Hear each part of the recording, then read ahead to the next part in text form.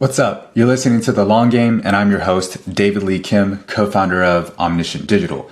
In this episode, we chat with Sarah Kiefer, CMO of Pitch, the collaborative presentation software for modern teams used by brands like Intercom, Superhuman, and Notion. Before Pitch, Sarah worked at Spotify, where she led the team responsible for marketing Spotify's advertising business globally. With a career focused on the intersection of storytelling, media, technology, and advertising, Sarah previously held leadership roles at Ooyala, Discovery, and Viacom. In this conversation, we talk about why Sarah joined Pitch and why she believed they could take on the incumbents, PowerPoint and Google Slides. She shares tips for creating a great presentation and moments in her life where she felt she gave a bulletproof presentation, including the one that landed her the CMO role.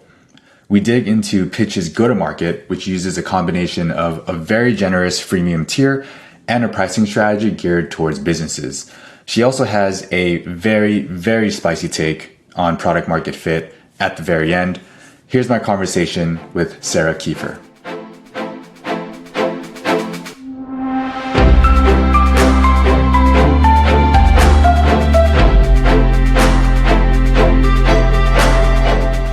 Sarah, welcome to The Long Game. Thank you, David. It's such a pleasure to be here. Thank you for having me. Yeah, it's so great to have you. So you're about a year and a half into your tenure as CMO of Pitch. And before that, you spent 5 years at Spotify, 2 of those years as Global Director of Enterprise Marketing for Spotify Advertising, and 3 of them as Director of Business Marketing for EMEA. And of course, you had many roles before that. So maybe to get started, if you could give us a highlight reel, like what would you say were the key milestones in your life that led you to where you are now? Yeah, so I think if there's a red thread that runs through my career, it's really the intersection between storytelling and business. And that's actually kind of what I've got, like my educational background as well. So my undergrad degree was in French and German literature. So I spent a lot of time reading Camus and Sartre and I have a lot of questions about German that. and crazy stuff like that. And then I did an MBA. So I just find that area around, how do people tell stories? What are the canvases that we give them to tell stories? And then how can you turn that into a good business and help the creator make money from that as well? So that's been the kind of through thread. I started off in TV. I was at MTV and Discovery Channel. And then kind of TV started to be a bit on the wane. And I worked for an online video technology company out in Silicon Valley. So really thinking about how media companies could get into this exciting new area of online video, and then transitioned to Spotify. And it was all about audio and helping advertisers to tell their story through the audio medium. And then as podcasting exploded, that was a really interesting kind of new wave of opportunity for advertisers and for storytellers.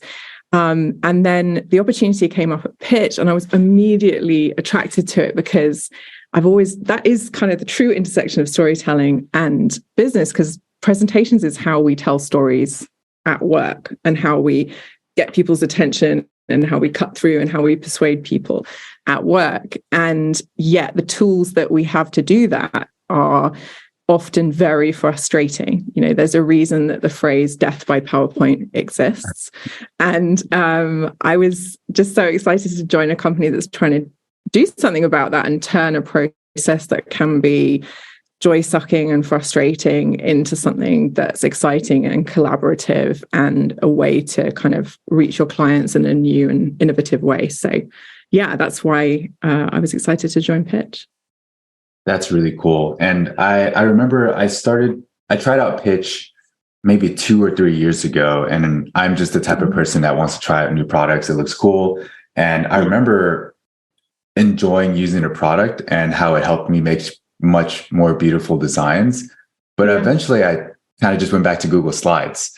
And so when I think about Pitch, you're essentially taking on the juggernauts of PowerPoint and Google Slides. So yes, I have to ask why you decided to join. Like, what made you believe that Pitch could get enough market share to succeed?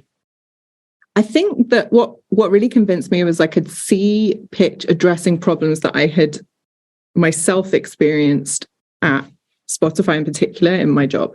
So one of the big projects I worked on at Spotify was a refresh of all of our sales material, so all of our sales presentations globally. And it turned into this like monster project, super complicated, because not only did we had to develop materials for every single different vertical, and then we also had to localize those for all of the markets in which we were operational. And it ended up being this huge lift. And there were all these tiny frustrations. It was like death by 1,000 cuts. So, for example, Spotify has this really, really beautiful custom font that they've developed, and that's like very much part of their brand. You can't use custom fonts in Google. So our designers were constantly frustrated, like we can't actually reflect our brand properly in these materials. Or, sometimes salespeople would want to switch out imagery in presentations in order to personalize them for their client. And it was really hard for them to do that in a way where they just didn't just make the slide look really ugly. So, features like the library and pitch, where you can have a whole kind of library of assets that people can use, templates that you can kind of launch and refresh all of these standardized materials so that your salespeople aren't creating a presentation from scratch every single time. All of these features were things that I could really relate to and kind of immediately see how they would have been valuable to me as a marketer, and also valuable to a larger sales team like the one at Spotify. Got it. It sounds like I totally understand a marketing use case. It sounds like that might be your target persona then for this product. Like you need brand consistency across everything. You don't want a rogue template somewhere and all of a sudden everyone's using it and you have to track down where the hell it came from. Yeah, that's exactly it. So in theory, our addressable market for pitch is like basically anyone who uses a computer, right? Because almost anybody who uses a computer at some point creates a presentation. I mean, most of us created our first PowerPoint presentation when we were still in high school. But because you're trying to break that really long-held pattern and usage of a tool that you've probably been using for years, if not decades, what we find is that where we have the real traction is where people immediately experience the value. And that tends to be where two things are true. Number one, in an organization where people are using presentations to win work. So in that sales use case. And number two, where people really care about their brand and how they're visually representing their brand to those clients or prospects where they're trying to win work. And so that means that we see particularly strong traction in areas like agencies, advertising agencies, creative agencies, and design agencies, and also like very brand strong or brand appreciative B2B companies, I would say. So those are kind of our two really areas where we have really, really strong fit. I think over time, we then see that people end up using pitch for internal presentations and other, board communications, things like other areas. But those are the two areas where people create decks at like a very high volume and where it makes a really big difference to how successful their business is. Yeah, it's fascinating how somehow the way we work ends up like slides or presentations end up being a strong communication tool. I know like there are stories of Amazon doing their memos instead of presentations, which I think is the exception. In my experience working at like companies like HubSpot, every meeting had a presentation and you're expected to come with a pitch. And when I was a product manager and when I moved into a leadership role, I'd always joke with my friends that my job was making slide decks. And I was only half joking because they're actually very important communication tools, right? They become artifacts that people refer to all the time. So like, how have you used the power of pitch decks or presentations to like tell stories, whether it be internally or externally? And I guess the big question is, what makes a great presentation? Well, I feel like there's a lot of questions in that question, but I completely agree with you. I think that presentations are so important. And then, I think in the question when you sent it over, you were like, my job was just to make slide decks. And I was like, yeah, your job probably was to make slide decks, but I would take away the word just. My kids say to me sometimes like, all you do at work, Mum, is just touch your buttons, like they mean type, right? It's like, yeah, in some ways that is what I do all day, but I like to think it's a little bit more important than that. And I think it's the same with presentations, because if you think about what you're trying to do with a presentation, you're trying to catch someone's attention, you're trying to persuade someone of something, whether that's internally or externally. And it's really the power of visual communication. So yes, there are times where it makes more sense for documentation to just be in text, Or there are times where you're just running analysis, for example, and it would make sense to do that in a spreadsheet or an Airtable or in Metabase or whatever you use for pure analysis. But there's something amazing about the medium of presentations where you can combine data, voiceover and human charisma, visuals, text, all of these things to create a document that, as you say, it can be delivered live, it can be delivered asynchronously. That's why Pitch has the recordings feature where you can add a recording of yourself presenting the slide so that people can see the presentation asynchronously with that human voiceover. And it's something you can send as a follow-up. Some early stage companies even use a presentation as like a kind of prototype website, right? Where you've kind of got all of the basic information.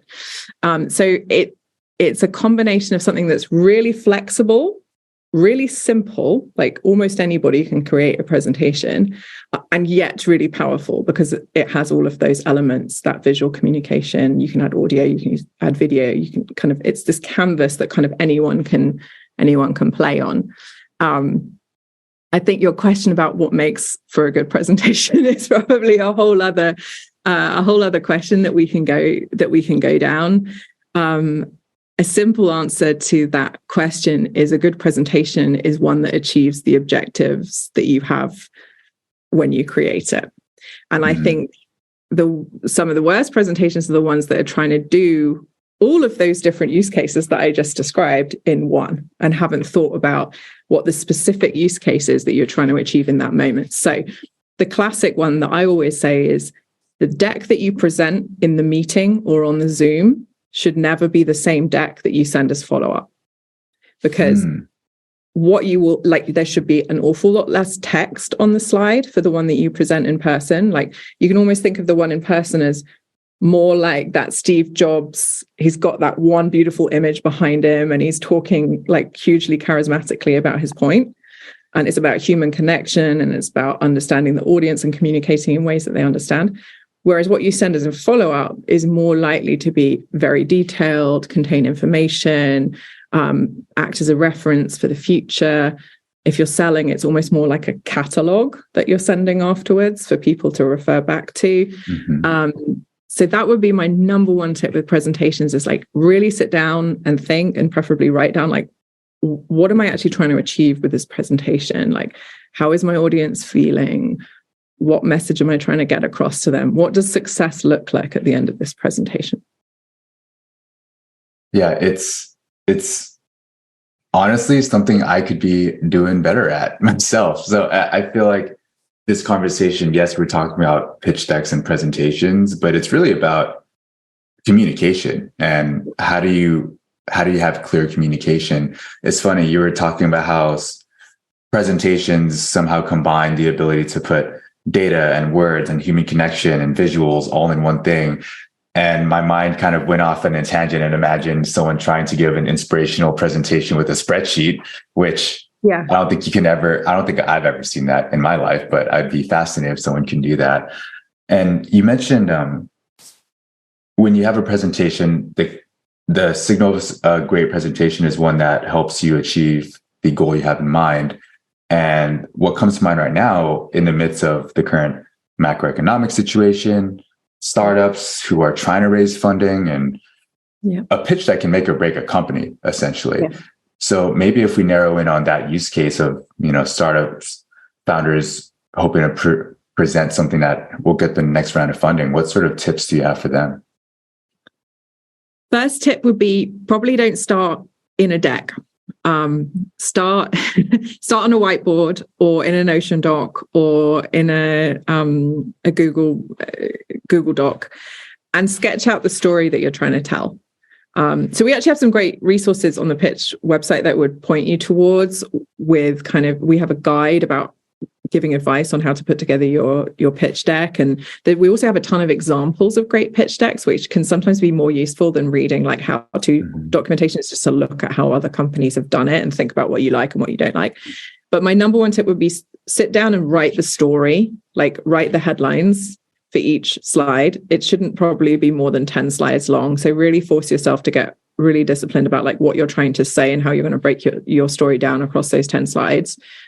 Anything that's too detailed can go in the appendix. and do that before you start putting the slides together. And then you can start bringing in people from your team. The other advice I would give to entrepreneurs is it's not all on you. Like, get that feedback, get input from other people on your team. Putting together a great deck like that, particularly one that's so important for your company, will likely be a collaborative team effort, not on you alone. Got it.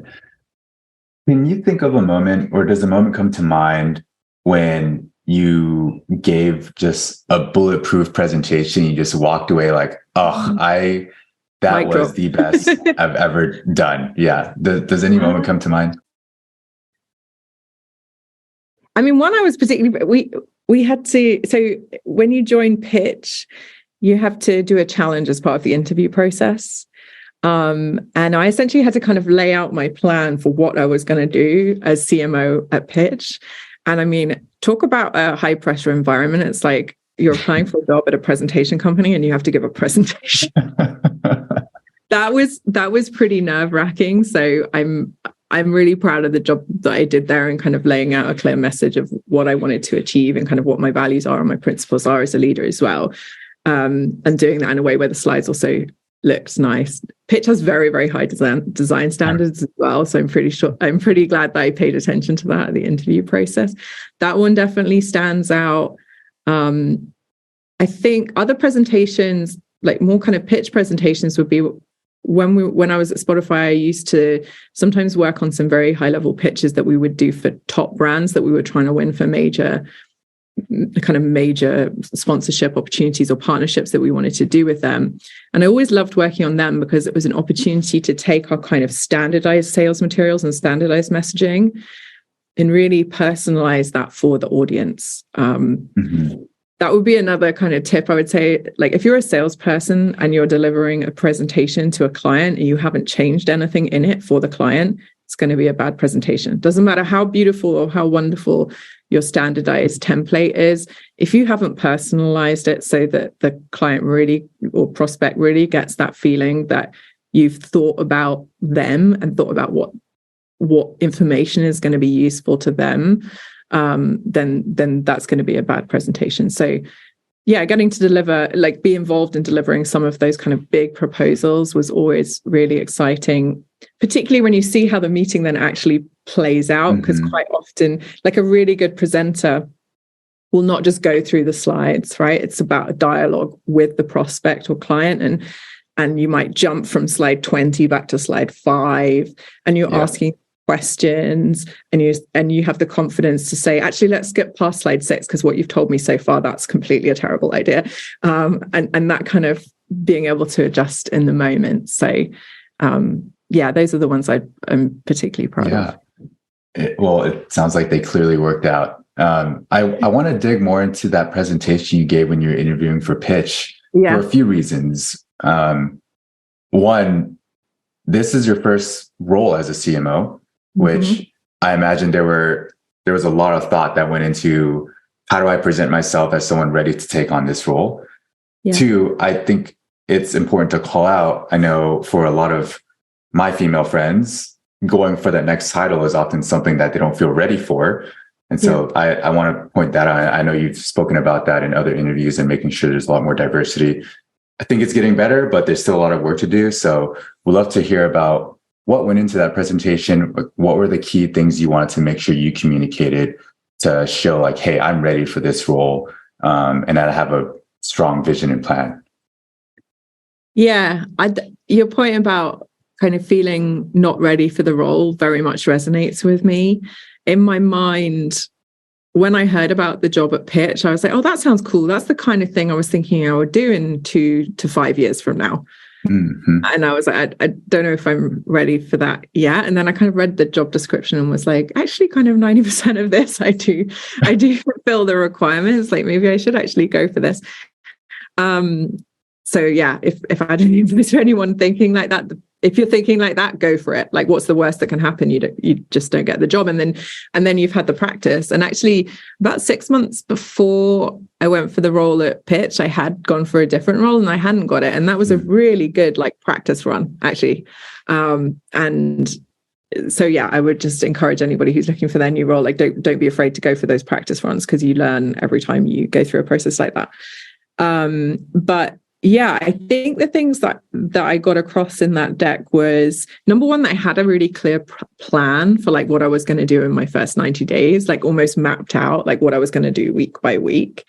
And I think that gives the team that you're presenting to a lot of reassurance, particularly in a startup environment where everything's a little bit crazy and manic most of the time. And yeah, that to have that focus and that clarity, I think, is reassuring. The other thing was, I didn't just talk about like what I was going to do. I also talked about why, and like why it's important to me. Covered some of the topics that we talked about today, like why I'm interested in presentations, why it's something that I'm passionate about, why I can see how this is really important to businesses, and kind of a vision for like what that could become at Pitch. So although after that, so in somebody else's interview, they actually even included like more personal details. And I thought that was wonderful. And I was like, why did that not occur to me to like put a picture of my husband and kids and like talk about my hobbies and things like that in the presentation? And I think maybe that is part of that kind of female insecurity. I was like, no, I'm going to be super professional and just talk about work and things like that. Whereas actually when he presented those things, I got such a better idea of who he was as a person, and it made his presentation more effective, like that vulnerability and kind of sharing more about himself. That's a good point. It's funny, like there's something that just happened recently. I'm also not great at including more personal details. And with this whole Chat GPT thing, my mind's just been focused on a business use case. Meanwhile, one of my team members goes in and he's asking Chat GPT to write like poetry and summarize the plot of Terminator 2, but with different characters substituted in. And I'm like, oh, that's a lot more fun. And then I see people using it for personal things. I'm like, I should probably spend more time thinking about less business use cases and have a little bit more fun there. It's funny you say that, because it was Valentine's Day this week, and for our Valentine's Day post on our social channels, James, who runs our socials, had ChatGPT write a love poem about Pitch. And so I would definitely encourage anyone listening to like go check out our social posts on Twitter or on LinkedIn and go back and find that, because I actually think it was really good. I was sort of like, wow, I don't think we could have done better than that if we'd thought about it for quite a while. Yeah, we don't have any poets on our team. Yeah. That's great. So I want to switch gears a little bit, and we've talked a lot about kind of you joining Pitch and your background. I'd love to learn more about how you think about Pitch's go-to-market, because you're running a pretty clear product-led growth go-to-market motion. And you have a free tier, which I noticed you don't call free, you call it starter. I thought that was a nice touch so that people aren't saying it's a free product. But I also noticed that it's a very generous tier, right? It's unlimited presentations, unlimited members. What I would typically expect when I see pricing and packaging for a freemium product is create 5 presentations, then you have to upgrade, or 3 members and then upgrade. Yeah. Tell us more about that decision. So specifically on the pricing and packaging, I think that really good PLG. So let's take a step back. What's a good candidate for a PLG motion? I would say it's something that's inherently viral, right? Helps, because then you're going to have like a much lower CAC, cost of acquisition. I think it's something that's like easy to see the value of it quite quickly, ideally, so you can get to that kind of aha moment as soon as possible. And is easy to kind of onboard and start using quickly yourself. And has ideally quite a large addressable market, right? Because you kind of need that in order to grow to a point to build a big enough business, like when you're giving it away for free to quite a lot of people. And so when we were thinking that through, we're looking at companies like Notion, who also have extremely generous and kind of untime bound like free starter offers. And really for us, we want to grow the number of people using Pitch, as much as we possibly can. And then only make the paid tier about people who are kind of unlocking that like additional business value. So similar to Notion, we can see people, and I would encourage anyone listening to this, like if you're doing a presentation, maybe for your next job interview, or, you know, people have presentation parties and things like this. Like there are lots of other use cases. Do people do that? Yeah. Oh, it's huge on TikTok. Go check out the hashtag presentation party. Okay. On TikTok. It's amazing.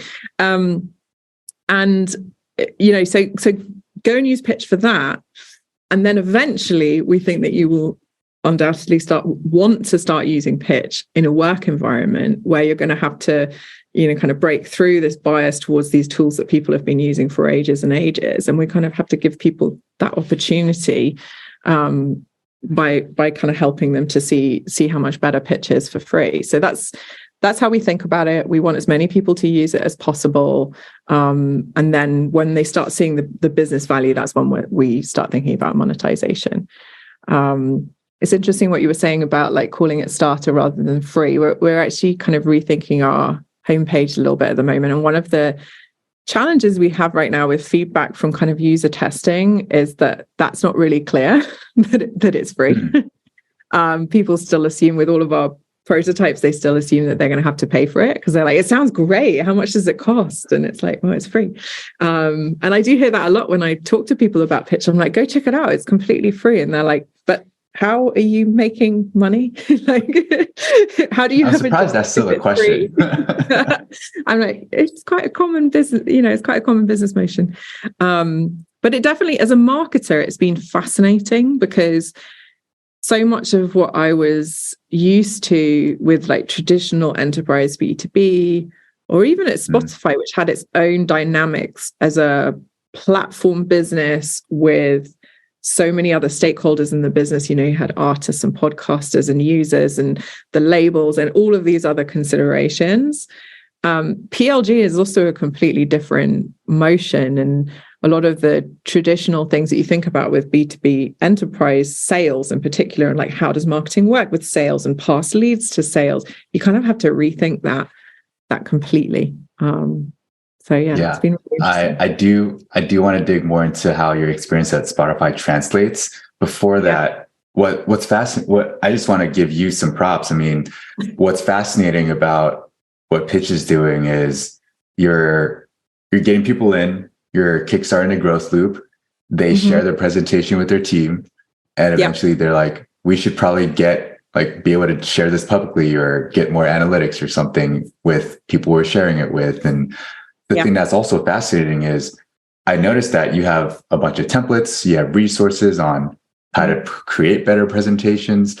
PowerPoint's not doing that. Google Slides isn't doing that. So you're becoming that go-to resource of, I need to create a better pitch deck, or I need to create a fundraising deck. Where do I go? And it sounds like it's going to be Pitch.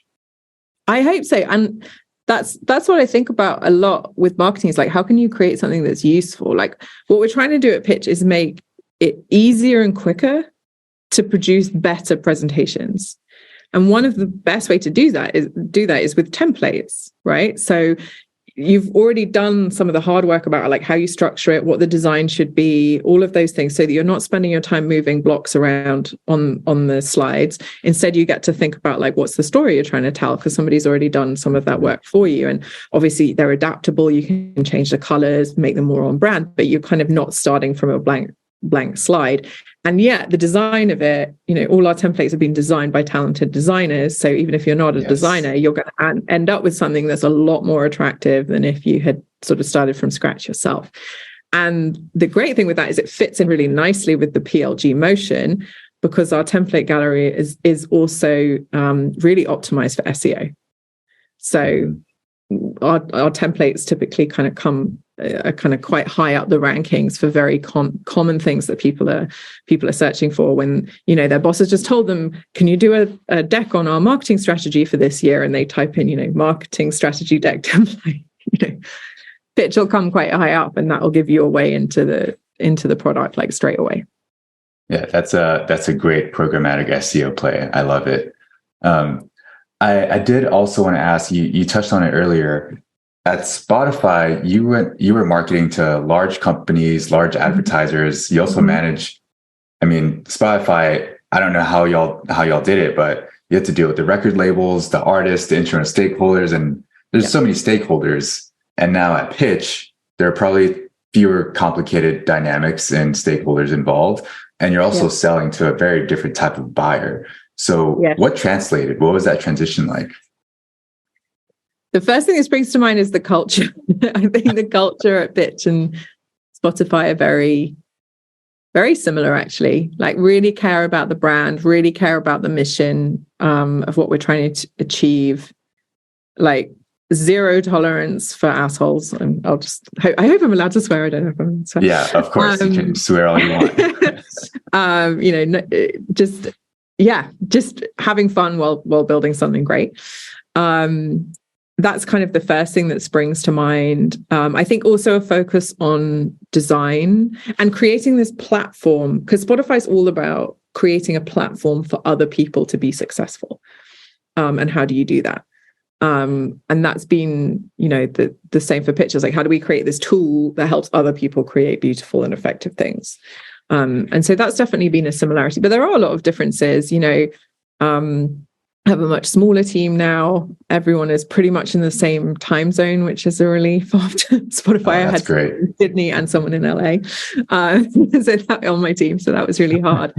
But I actually do think it is very different. It was more traditional B2B enterprise sales type motion. And also we were typically selling again and again to the same brands. So it would be like, oh, we pitched Samsung last year, we're going to pitch Samsung again this year, kind of thing. Whereas what we've got now with the PLG motion is like, okay, we've got 5 users in this organization. They're super keen. They love pitch. Like, how do we help them?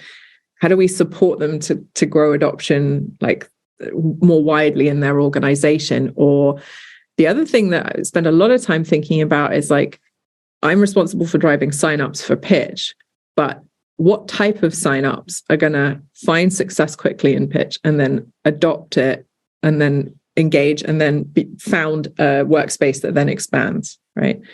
With PLG, I think the quality of your marketing and the analytics that you have to look at how signups perform through funnel becomes really, really important. Like, because you haven't got that filter of like a sales development rep or a salesperson that's like qualifying in and out, where to a certain extent they just want as many at-bats as you can give them.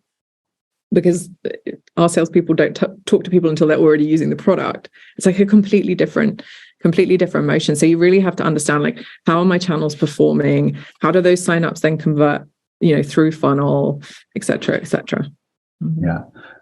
So the data piece is very interesting to me as someone who came from growth and has had to deal with the finagling of all the different sources of data. Getting a bit tactical, how are you all managing that? Do you have a homegrown system where, I don't know, you're using Clearbit to enrich data, you feed that into your CRM, you have product usage signals like feeding to CRM, helping your sales team prioritize? What does that look like? Are you using any tools for that? Oh goodness, where do I even start? It's probably the thing that I spend the most time like thinking about after my how to support my team is like, how do we, like, what analytics do we need, and like, where is the information, how can I access it, and how is it all connected together? So we on the kind of marketing acquisitions side, we do look at Google Analytics a lot, and just look at like how our website's performing. But it was clear that was never going to be enough. And when I arrived, that was really the priority, is like, how do we get that through funnel view? So we started off, and we're still using Snowplow. We're looking at like other solutions. And then we pull that into Metabase, and we have a lot of really great dashboards that our analytics team has built, where I can look at like cohort views by channel views, average workspace size after a certain amount of time for different channels and different campaigns. Actually, we're kind of working right now. Our focus is like, we were looking last year by channel and kind of getting a sense of like what our top performing channels were, so we could allocate resources around channels. And then this year, our focus is really going like one level deeper and looking at campaigns. So like, what are the specific keywords for paid search that deliver a high percentage of target audience signups, for example? It's probably the templates, right? I mean, At the moment, until we have that granular, like keyword level data, we're trying to make some educated guesses about which keywords and which template pages on our gallery deliver the highest quality signups. And I think we're pretty good at guessing, but it's going to be interesting once we have it's literally imminent in the next few weeks, like that campaign level data, which I can't wait to see.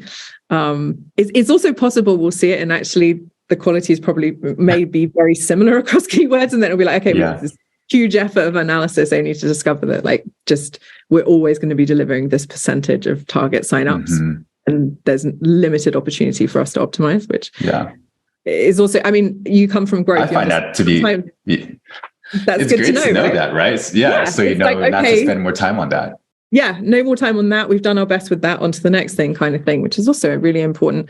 So we've got that. And then in terms of then the more customer side, so once people are pro customers and they're paying us, that we have in HubSpot.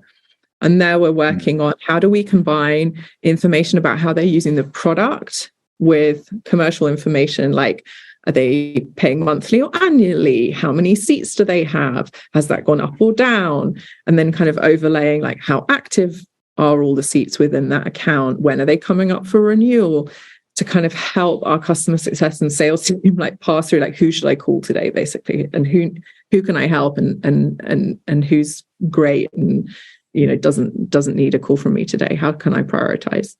It sounds like you have it's just a homegrown system. That's impressive. There are plenty of these like product-led sales platforms now, like Focus comes to mind, that kind of help consolidate all that. But I mean, it's still early days. I haven't gotten to use those. I'm familiar with the demos and everything, but it sounds like y'all have just built something that's working for you right now, which is amazing.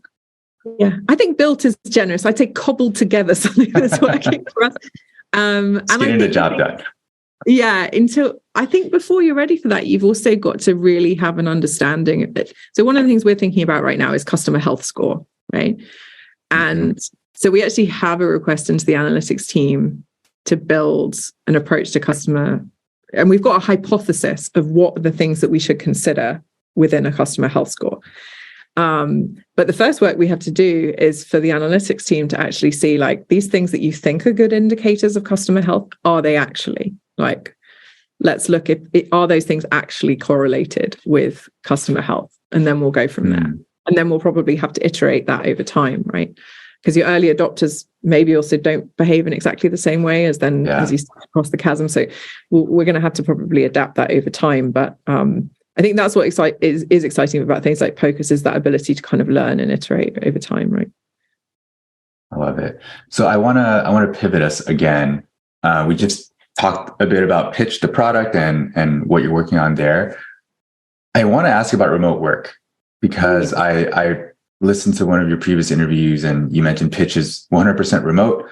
And the question that always comes up when we talk about remote work is building a strong remote culture, right? Yeah. Zoom always feels so transactional, and trying to have fun over Zoom always feels forced. Yes. How do you approach that? Yeah. That's been so interesting for me coming from, I mean, what most of us went through in the pandemic was we went from 100% in person to 100% remote, like overnight. And we had these existing cultures and these existing ways of doing things. And we were like desperately trying to shoehorn those existing behaviors and that existing culture into this entirely new way of doing things. Unsurprisingly, that wasn't always hugely successful. And it was frustrating because we were always thinking about what we had lost in terms of our day-to-day experience, right? Oh, yeah. Whereas because Pitch has always been remote and has been built from the ground up, the company's been really intentional about what rituals and kind of cultural norms we have with working remotely. And I think is also culturally more focused on, well, what are we gaining from remote work, not what are we losing? So, okay, maybe we're not all having a beer together on a Friday afternoon, but everyone at Pitch can go and pick up their kids from kindergarten every day if they want to, right? Yeah. And I think if you kind of position it like that, and the even bigger for me is we have access to talent regardless of location. So when I'm hiring for a role, I can hire the best person for that like within some legal limitations in certain countries and whatever, I can really take my pick. I don't have to hire someone just in London or just in Berlin or whatever it might be. And for me, that's really been like personally transformational, because we made the decision as a family to relocate from London to Hanover in Germany when my husband was offered his kind of dream job. And as like a couple where both of us are very passionate about our careers, I had kind of always lived in fear of that moment where we were going to have to prioritize one person's job over the other person's. And because of now the flexibility with remote work, we didn't have to do that. I get to do my dream job and he gets to do his dream job without being limited by that. And so, yeah, that's been huge for me. And I can talk more about kind of what we do internally to make remote work because you do have to be intentional about it. I'd love to dig into that. Because I thought Pitch did have an office at some point, but maybe I was just misunderstanding. But like, how do you make it work? So we do have an office in Berlin. Okay. Although actually our CEO has said, like, if he had it the time again, he might not have had the office in the first place.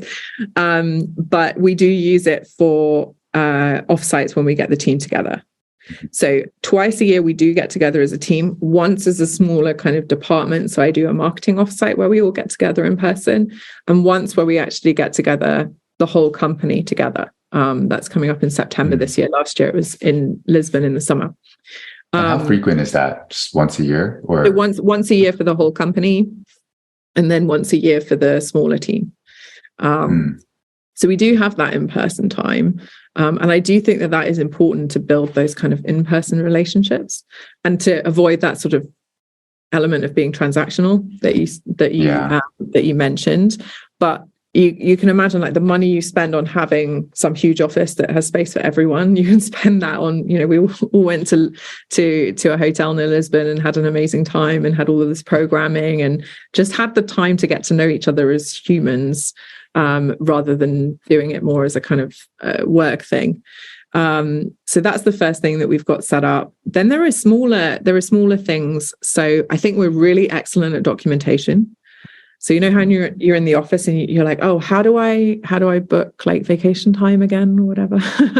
You just ask your colleague, but that's harder to do when you're all remote. And so on our kind of Notion instance, for example, is like a thing of beauty. You can always just search for that thing and find all the information that you need. And it's forced us to be, I think, much more disciplined about that. And then little kind of more human things, like we have a Slack channel called Lounge where everyone says good morning in the morning when they sort of log in. So you've got that like daily check-in experience. And we have rules like no sarcasm on Zoom calls because it doesn't work culturally. Pitch is really disciplined about people raising their hands to speak in Zoom meetings as well. So you don't get that thing where you're talking over each other all the time. So there's these kind of little things that have been developed over time that make it work. I appreciate all these little tactics so much, because I think usually when I ask about remote culture, it's very high level. But you're actually saying, hey, we use the raise hand feature on Zoom, which I forget that feature even exists. So it's helpful to hear like, oh yeah, we do kind of talk over each other sometimes and it's tough to hear everyone. This is getting more tactical, but for Notion, you talked about documentation. Do you have someone whose role is managing Notion and like making sure all the teams document everything? Or I don't know, maybe that's an operations role. We have an amazing COO, Orsa, who's been at Pitch for a while. And a lot of this stuff, if you set it up right the first time, and then if you maybe clean it up once a year, it kind of runs itself. So I don't think you need a dedicated person necessarily just to run Notion. But we do think really intentionally about stuff like that. I think also about tools. When you're working remote, you know how in an office, everyone's really obsessed with like, what coffee machine are we going to have? Or like, what color are they going to paint this room? And sometimes you think to yourself, like, why are people so interested in this? But it's important because that's part of the environment in which you're working. When you work remotely, those things are your IT setup, like your tech setup, and the tools that you use to do your job. So we're super, super picky and thoughtful about what tools we give people to use. So we were very early adopters and are now very dedicated users of Linear, for example, for project management. And we use that actually, initially that was only used by the product and engineering teams. And we've now... Oh, you use that for a marketing team? Yeah. So we were using Asana. And honestly, that was because I was used to Asana. And I love Asana. Like, I really love Asana. I think it's a great product. But we actually shifted from Asana into Linear, even though Linear isn't like often used for marketing use cases. So that we can... First I've heard of that. Yeah, I think we might be one of the first companies using Linear for marketing. It's actually working quite well, so I would encourage people to try it out. But it means that everyone in the company is in the same tool, so that we have that visibility. So typically, one of the operational challenges you have, particularly between like marketing and product, is that there's not a communication, or that handoff is clunky. People don't have information. Yeah. But because we're all using like the same tickets, the same projects in Linear, you get that just works a lot smoother. I love that so much. I can speak to that pain. When I was at HubSpot, I was on marketing and I eventually moved to product. On marketing, we didn't have access to Jira. We didn't know what the product and engineering team were working on. When I moved to product, we didn't know what the marketing team was working on. So it's just completely siloed, right? Just this weird thing that now that you say it out loud, of course that makes sense. Like, why not have the whole company be on one project management system? That is fascinating. Another little thing we do, which I would encourage other teams to consider, is we have a team bulletin at the end of every week. So it's not reporting, but it's an opportunity for teams across the company to share what they're working on in a like fun and informal way. So every team has a section. It's obviously a pitch deck with a template with like sections in it. And, you know, some weeks you might not have anything to put in there, but you can show work in progress. You can show, oh, we had a great offsite this week, and here's this fun picture of the marketing team going bowling, or whatever it might be. And it just takes 10, 20 minutes every Monday to read through last week's team bulletin, and you have a good sense of what everyone is working on. And then if 3 weeks later you're like, oh, I seem to remember that product team were working on that thing, but I can't remember. You can also go back then and look at the team bulletin from 3 weeks ago. You can go back to all the team bulletins since Pitch existed, basically. Yeah. So that's just every Friday you share this link and people will have the option to just add things to it. And then Monday, share it out publicly and, hey, check out the bulletin from last week. It's such a part of our routine. We don't even, as a whole company, send out the reminder. Like most teams will have a automated Slack notification at 10 a.m. on a Friday that's like, hey, don't forget to put anything cool you've been working on into the team bulletin. And then people will do that. I'll sometimes post in the marketing Slack, like, oh, hey, I know, Dana, I know you've been working on this super cool project. Like, don't forget to put that in the team bulletin, because I think other people would be involved in it. And it's just much more fun than like an email. I used to do a weekly email at the end of every week at Spotify to update everyone on everything I've been working on. Yeah. It's so much more fun because it's visual, right? And you can add videos, you can add GIFs, you can add whatever you want. I am going to steal so many of these ideas. I love this. Thank you. So in one of your previous interviews, you talked about marketing skills and the importance of building a foundation of skills across the board for marketing, but also finding that specialized niche skill. So what do you see in this current moment as maybe an interesting skill that marketers, both new and tenured, should at least start exploring and adding to their repertoire? Yeah. I think in the current economic environment, you need to have a good understanding of marketing analytics and attribution. We're definitely not in the era of kind of going to your boss and saying, hey, I want to run this campaign because it's just going to be super cool. And they're going to say, yeah, sure. So you need to, I think, understanding how to quantify impact, understanding how to write OKRs, having, even if, like, the problem with marketing attribution is most of the time it's really, really difficult, and you never end up with an answer. You just end up with kind of better questions at the end of it. Yeah. But just being able to engage with that and kind of show thoughtfulness around that and an understanding of how marketing fits in with the overall business is really important. And then I think really deep empathy for your customers about how your customers are experiencing value. is really important. So how is your product or service saving them money? How is your product or service making them money? Like, just very basic. Like, what are the line? How are you hitting their bottom line in a good way? Because similarly, like, we're not in the days right now where you can kind of say, oh, my product is just cool. Like, no, that's probably not a good enough reason for somebody to be paying for something these days. Like, you have to prove the value. Yeah, 100%. So that was, I got marketing analytics and attribution, or just overall understanding how to communicate impact for the business. Understanding how marketing fits into the business as well, maybe cross-functionally, and empathy for customers. So bottom line, how are you making the money? How are you saving them money? Yeah, exactly. I love that. This is something that I've been harping on quite a little bit. At least right now, I'm in more of the SEO and content space. And what I found is a lot of folks in the industry talk about traffic growth. And the days are gone when you're just going after traffic growth. Now we're not all trying to run a HubSpot playbook anymore. It's about what are you doing with the SEO and content program that brings in leads or users that upgrade into a paying product, and how do we communicate the value of content and SEO beyond traffic? And so I don't think it's controversial, but most of the conversations I've seen and been involved in continue to be about traffic, which I think is just one input into the whole goal.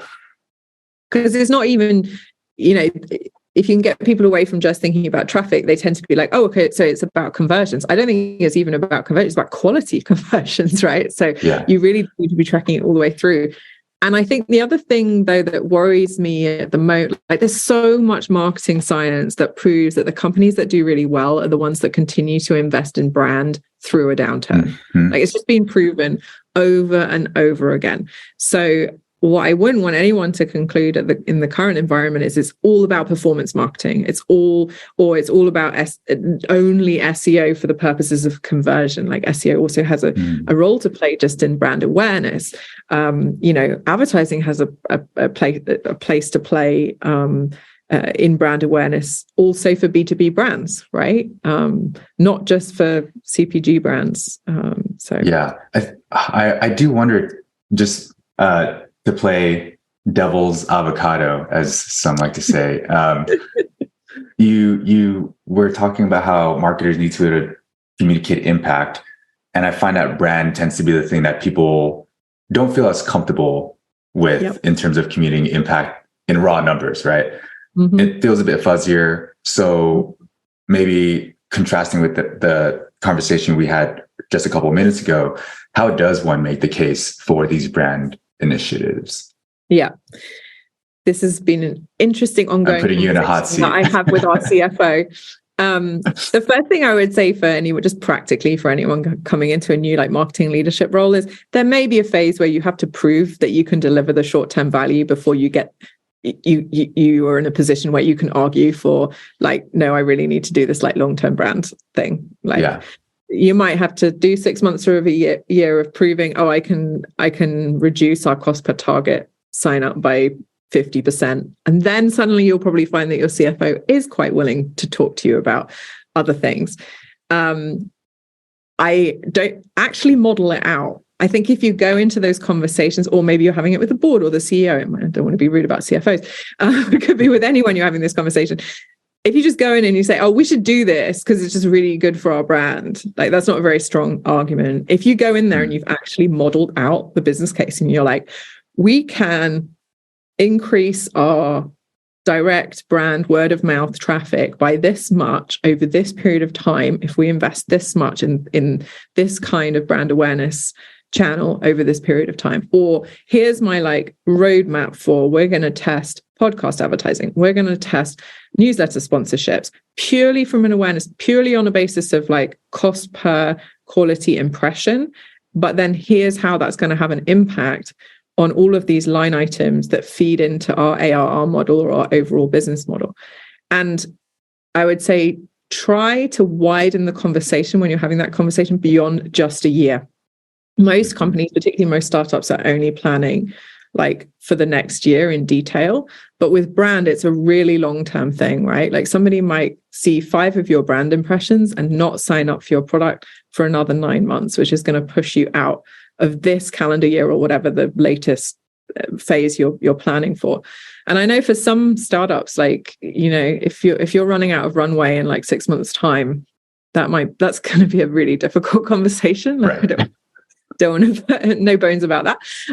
But like, if you've got kind of, if you're doing business planning for 3 years, like factor that in, and then you can do calculations about how much more efficient that's going to make your cost of acquisition versus other channels. Like there is also a ton of research that kind of awareness spending is more efficient in the right combination with versus pure performance spending.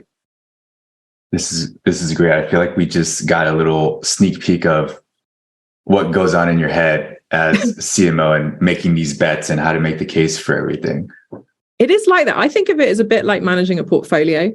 So, you know, if you're in finance, you're sitting there, you're like, okay, what are my like super risky bets versus, you know, or even if you think about your personal finances, like you've got your goal, you've got your time horizon, like how much is in super high, you know, high risk, how much is in like low return, low risk. It's the same thing. You as a CMO, you're like balancing your portfolio of marketing investments. Yeah, don't throw everything into crypto is what I've learned. Yeah, buy some really steady ETFs as well. Yeah, for us, that's probably paid search is our ETFs. Yes. So I want to rewind the timeline a little bit and go back to what you mentioned at the beginning of our conversation. You studied French and German literature in university or in undergrad, and then you moved into a career of finance, strategy, and operations, and then business school. So what happened there?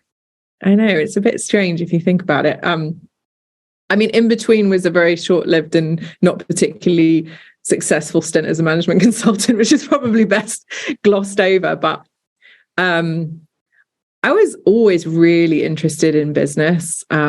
My father was a software salesman, so I kind of grew up listening to him pitching customers and winning deals. And I remember him being on top of the world when he won the deals and then like not when he didn't. And he would travel the world and go to these interesting places. And, you know, also was like, that's kind of how he, built our lifestyle, was like out there, like pitching. And so I kind of saw the impact that business could have. And I always found that really interesting. And I think I was always somebody who struggled to choose between arts and sciences.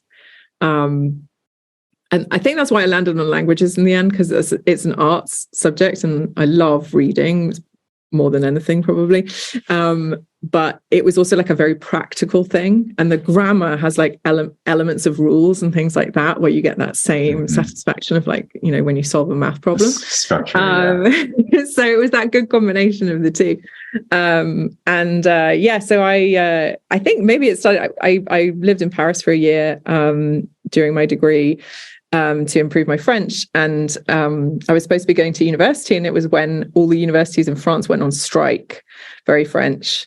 And I ended up getting an internship as a dog's body at a boutique investment bank. And that was probably my start in kind of, thinking about finance and strategy in the kind of business world. So you quickly glossed over your time as a management consultant. What happened there? I have to ask. I did a summer internship there. So it was the summer before my final year in university. And that went well and I enjoyed it. And they offered me a full-time job. And by the time I came back, like a year later, the firm was just they had a lot of really cool like media work. And I knew that I wanted to work in that space and was excited to go into that. And then by the time I got back, they'd lost kind of all of those clients, and I ended up working on some much less exciting things. And then, to be honest, the 2008 recession hit, and you know, it just wasn't the right place for me. So I would say, obviously, right now the industry is being rocked by like massive layoffs, and you know, I was laid off from my first job out of college, and that was a very humbling experience. And at the time, felt like the end of the world, to be honest. But now I look back on it and I stopped doing a job I was not enjoying at all and went to work at MTV and had a great time. So yeah, I would tell people in a similar situation right now, it's really hard and it sucks, and it can be the greatest thing that ever happened to you. Yeah, it could be a nice reset that a lot of us might need sometimes, like the forcing function that pushes us to make some tough decisions. That makes sense. Yeah. So I also want to ask, you mentioned that you moved to, I think you said Hanover, Germany. Yes. Because your husband got an opportunity for his dream job there. You were CMO of Pitch. I understand you have 2 children as well. 2 children. First off, respect. I don't know how you're doing all that. So I won't ask about secrets, but what does it look like to manage all of that? Like 2 career-driven people. I'm asking this selfishly because I don't have kids yet, but in the future, this is something I have to think a lot more about intentionally. So curious how you're managing it all. Not gonna lie, it's really, really hard. Like really hard. I don't know. I think the way you make it work is by being really picky about the person you choose to do it with. I think Sheryl Sandberg has said this, like the most important business decision you'll ever make in your career is who you marry. And I think that is 100% true. Like, my husband Joachim, the best thing about him, or like the thing that I've kind of loved from the beginning, is that his kind of baseline assumption is that I'm like smarter than him and my career is just as important as his. And my baseline assumption is that he's smarter than me. And so we just have this kind of reciprocal respect for each other and support for each other. I think we also understand that we're not everything. We don't try to get everything from each other. So we also have friends that are very important to us. We have kind of other people in our life. So we're not just supporting each other. We have like wider support system. I think the other thing you have to get comfortable with is involving other people in kind of supporting and making it happen. So we've had like wonderful childcare, wonderful nannies over the years who've become like part of our family. And I remember at business school, a woman came back to talk to us who'd had a successful career, and she said like it's impossible to overpay for childcare, basically. Like, don't ever think, oh, this isn't, because this is so expensive. Like, don't start from the position of like, how much is this going to cost? Because, your kid, who looks after your kids, like that's a really important thing to invest in.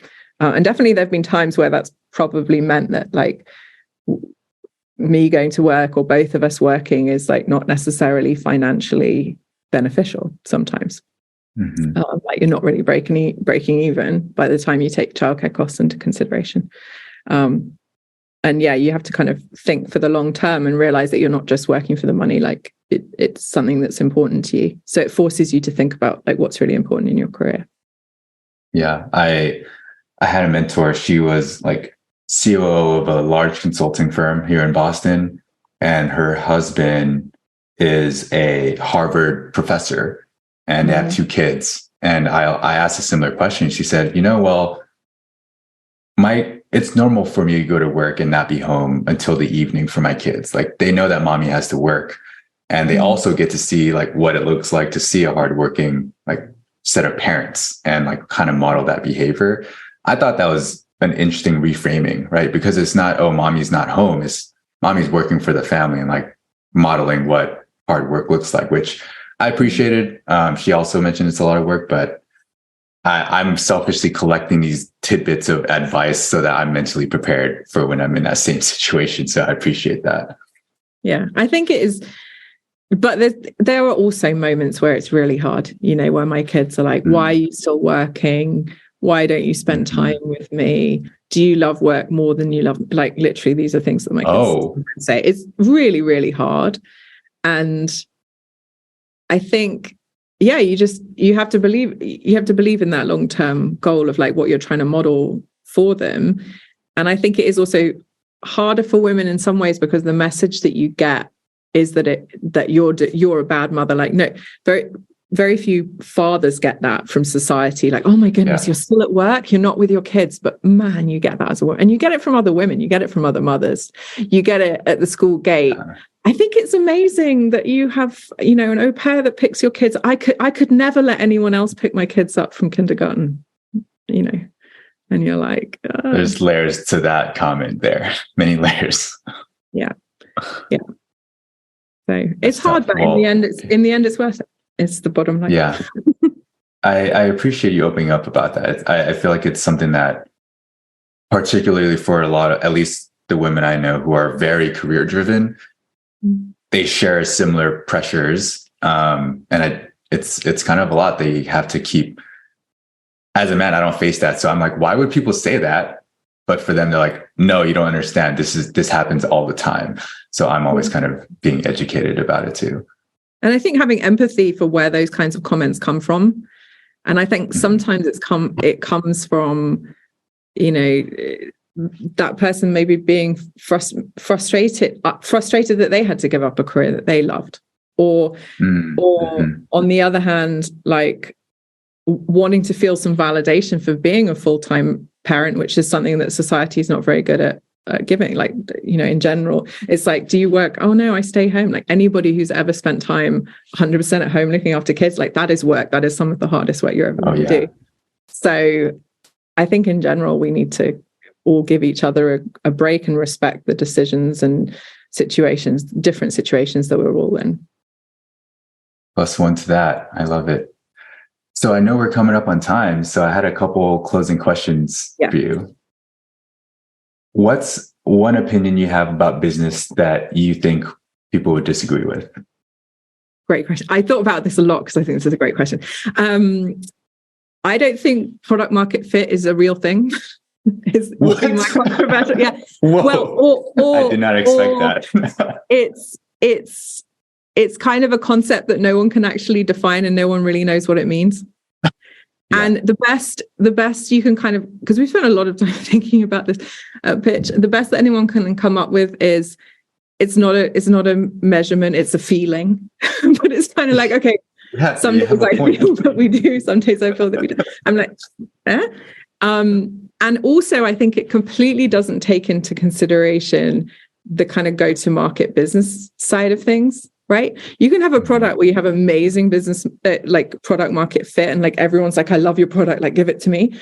But if you haven't found a way of like monetizing that, that's not a business, right? And obviously those things are related, and sometimes you have to develop one after the other. I get it. But I think there's just so much focus on product market fit, which is something that no one's really satisfactorily defined. Like, you never know whether you have it or you don't. And it's not the be all and end all in the end, because you've still got to layer on the business model anyway. So bit of a controversial Sorry, I had a very visceral reaction to that statement. The only thing I've heard of was the question of like sending a survey of like how unhappy would you be if you lost, like if you couldn't use this anymore. I thought that was the most data-driven signal. But that is the classic way of measuring it. Yes. Yeah. So that is the classic way. How are you thinking about it? The way I think about it in the end is what matters more than what people say is what they do. And so are they using your product? Are they using it regularly? Can you get them to pay for it? And can you get them to do all those things for less money than you eventually make from them like that's what matters in the end, right?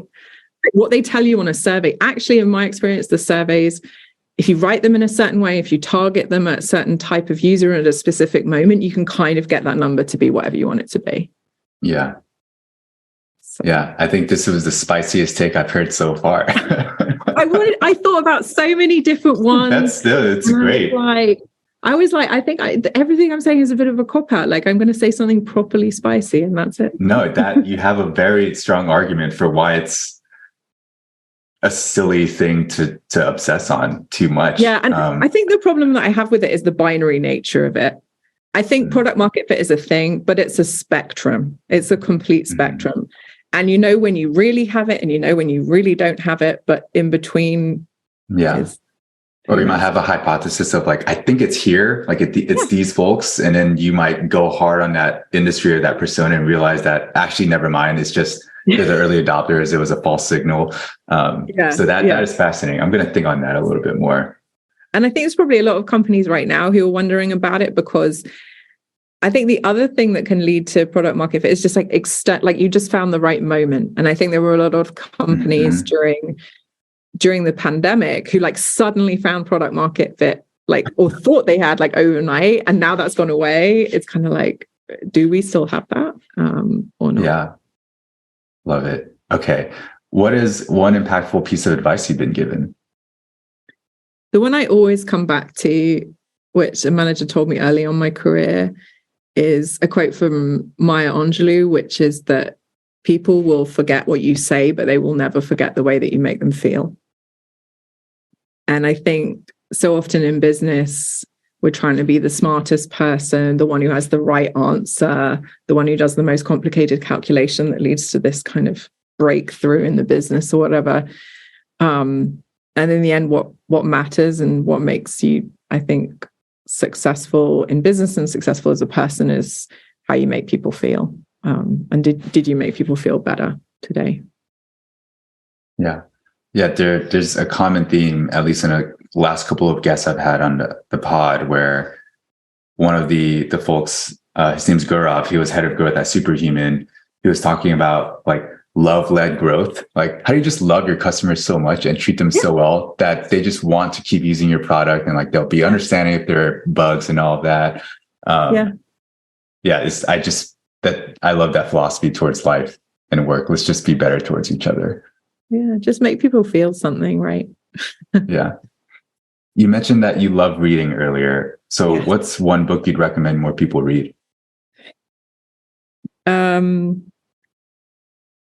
From a marketing perspective, I love a book called How Brands Grow by Byron Sharp. He's an academic in Australia that my uncle actually introduced me to. My uncle had a long career and has a long career in CPG marketing and CPG branding. And he really kind of debunks with very hard data a lot of assumptions that marketers are taught and have. And really, I mean, if you think my comment was spicy, there's some real spice in it, which I love. And it's also short and very easy and fun to read. On the topic we touched on earlier about like how to kind of be in a partnership where you both are both prioritizing career and also prioritizing family. There's a great book called Fair Play. I can't remember the author, but it kind of uses some ideas from law, actually, of like how you can have fun and have conversations with your partner about how to split the work involved in combining career and home and family. So I would definitely recommend that. And then right now, I also read a lot of novels. And right now I'm reading an amazing novel called Pachinko, which a friend of mine from Spotify does like an annual reading list. And it was his number one top pick from last year. So it was written it came out in like 2017, but it's amazing and everyone should read it. This is probably one of my favorite questions, because I'm always looking for books to read. And eventually you start getting signals of, I heard that once, that's okay. Now I'm hearing it twice. Now I'm hearing it 3 times, all from people who have never spoken to each other. It's time to triangulate and reprioritize what I'm reading. So I appreciate this. Was I not the first person to say Pachinko? I hope so, because it's the you are the first person. So now I'm all your other recommendations. Your like How Brands Grow, Fair Play. I haven't heard of those, but now I'm like, okay, I'm going to look those up to see where I should be prioritizing those in my life right now too. Yeah. All right. So where can people find you on the internet? So number one, obviously go to pitch.com. And I would say if you want somewhere to start at the template gallery and play around with making some beautiful presentations. But also on our blog, like I said, we have a lot of great resources and kind of tips and tricks of how to up-level your presentations. We also have a presentation gallery, so you can look at some really great presentations that they're very well designed and really interesting content. And then probably best place to find me is on LinkedIn, Sarah Kiefer like Kiefer Sutherland. Great. We'll make sure to add links to all that in the show notes. Sarah, it was so lovely to have you on the podcast. Thanks for the thoughtful conversation. Thanks, David. Great speaking to you.